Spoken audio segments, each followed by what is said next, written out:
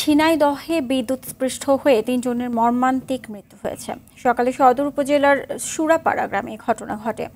নিহতরা হলেন মোকসেদ মোল্লা, রেশমা খাতুন ও হাসিনা বেগম। স্থানীয়রা জানান, রবিবার বিকেলে বৃষ্টির সময় মোকসেদ মোল্লার বাড়ির পেছনে বিদ্যুতের তারের উপর পেঁপে গাছ ভেঙে পড়ে। এ সময় তারের উপর থেকে গাছ সরাতে গিয়ে বিদ্যুৎস্পৃষ্ট হয়ে ঘটনাস্থলেই মোকসেদ মোল্লা মারা যান।